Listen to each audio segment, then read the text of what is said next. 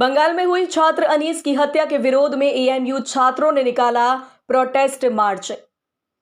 कहा, ममता सरकार को मुसलमानों ने बनाया है तो हटाना भी जानते हैं। दोषियों पर 302 के तहत मुकदमा दर्ज कराया जाए।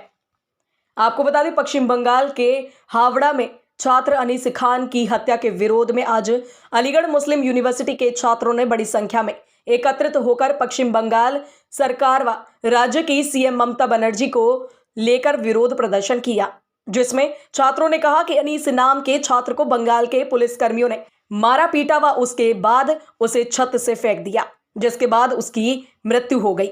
लेकिन कार्यवाही के नाम पर बस 1-2 पुलिसकर्मियों को निलंबित कर दिया गया।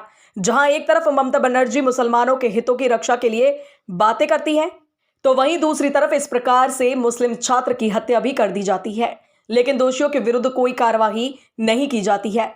आपको बता दें, छात्रों की मांग है कि दोषी पुलिसकर्मियों सहित अन्य दोषियों के विरुद्ध 302 आईपीसी के अंतर्गत मुकदमा दर्ज कर कड़ी कार्यवाही की जानी चाहिए। वहीं छात्रों ने कहा कि ममता बनर्जी को सोच लेना चाहिए कि जिन मुसलमानों की बदौलत वह सत्ता में है, वही मुसलमान उन्हें सत्ता से नीचे गिराना भी जानता है। जो हाल कांग्रेस का हुआ है, वही हाल ममता बनर्जी का भी होगा अगर इस प्रकार से मुसलमानों के विरुद्ध अत्याचार नहीं रुका तो।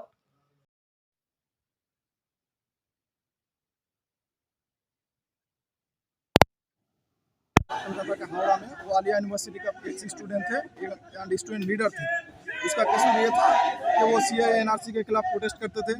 उसका कसूर ये था कि वो जो ब्लड डोनेशन कैंप होते थे हमारे वहाँ पर, उसका वो ऑर्गेनाइजेशन करते थे। उसका कसूर ये था कि आलिया यूनिवर्सिटी का जो ज़मीन था उसको प्राइवेट कंपनियों को ऊपर जो बेच दिया जा रहा था, लीज पे दिया जा रहा था, उसके खिलाफ वो खड़े थे।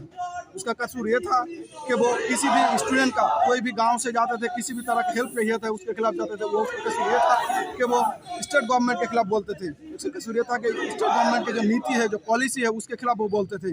यही उसका कसूर था कि उसकी वजह से उसको जान देना पड़ा अपना। क्या डिमांड रखी आपने? हम लोगों ने डिमांड रखी है कि जो अनीस खान है उसका जो इंक्वायरी हो वो सिटिंग जज स्टेट कलकत्ता हाई कोर्ट का सिटिंग जज के थ्रू उसका जांच हो। एवं सीबीआई और सीआईडी से उतना कुछ ये नहीं है, क्योंकि इससे पहले जो रीजनल का हत्या हुआ था कलकत्ता में, उसका भी सीबीआई जांच चल रही है। अभी 2007 में हुआ था, 17 सितंबर 2007 में उसका ये हुआ था, लेकिन उसका कोई अभी तक सुराहा नहीं निकला। अभी कोई उसका जजमेंट नहीं आया है। 2007 से अभी 2022 चल रहा है। इसके बीच किसने कितना मेमोरेंडम दिया? हमने मेमोरेंडम दिया है गवर्नमेंट ऑफ वेस्ट बंगाल को, चीफ सेक्रेटरी वेस्ट बंगाल को, और जो है चीफ जो हमारे जो प्रेसिडेंट ऑफ इंडिया, उनको भी दिया है। क्या नाम है आपका? मेरा नाम जियाउल हक है, मैं जियोग्राफी डिपार्टमेंट का रिसर्च स्कॉलर हूँ। मेमोरेंडम जो है आज हम देख रहे हैं कि आलिया यूनिवर्सिटी का एक स्टूडेंट है जिनका नाम अनीस खान है, जो बहुत स्टूडेंट पॉलिटिक्स में एक्टिव रहते थे। उनको स्टेट रिस्पॉन्स मर्डर किया गया है। तो हम लोग यहाँ पे चाह रहे हैं कि उनका ना हम सीआईडी नहीं चाहते, हम सीबीआई नहीं चाहते, हम जुडिशियल इंक्वायरी का डिमांड रखते हैं। और साथ ही साथ बात यह है कि बंगाल में जितना मुस्लिम वॉइसेस है, जो मुस्लिम एक्टिविस्ट स्टूडेंट वॉइसेस है, उनको दबाया जा रहा है, उनको सरेआम कत्ल किया जा रहा है। किसी को ट्रेन के कमरा से धक्का मार के मारा जा रहा है, किसी को अपने घर के छत से निकल के मारा जा रहा है। तो हम उसके खिलाफ आज यहाँ पे खड़े हुए हैं। हम चाह रहे हैं बंगाली डिमांड रखें। हमारा डिमांड यही है कि ममता बनर्जी जो अपने आप को कहती है कि मुसलमान की मसीहा है, लेकिन देखा जाए तो पॉलिटिकल रिप्रेजेंटेशन उनके दौर पे ख़त्म हो रहा है। म्यूनिसिपैलिटी इलेक्शन में वो अपने पार्टी से सिर्फ 8% कैंडिडेट, जहाँ पे मुसलमान 30% है, 8% कैंडिडेट को वो खड़ा करते। हम चाह रहे हैं मुसलमान का रिप्रेजेंटेशन उभर के आए, ममता बनर्जी उसको दबा के ना रखे, और जितने मुस्लिम वॉइसेस है उनको ऐसे सरेआम कत्ल ना किया जाए। किसके नाम दिया है? मेमोरेंडम नाम दिया है एक Aligarh Muslim university Bengali student welfare trust के नाम पे। क्या नाम है? इनामुल इस्लाम। ये प्रोटेस्ट किया है, क्या रहा इसमें? देखिए, आज एक प्रोटेस्ट निकाला हमने। हमारे वेस्ट बंगाल में एक भाई है अनीस खान, जिसको 4 पुलिस के वर्दी में जाते लोग उसके घर पे उसको मारते पहले, और फिर टेरिस से गिरा के मार देती है। और आज इतना दिन होने के बाद भी ममता सरकार इस पर तमाम चीज़ में कोई एक्शन नहीं ले रही। 1-2 कांस्टेबल को सस्पेंड कर दिया, एक लॉलीपॉप दे दिया मुसलमानों को, मगर जो असली एक्यूज्ड है उनको अभी तक कोई उनके खिलाफ कार्रवाई नहीं हुई है।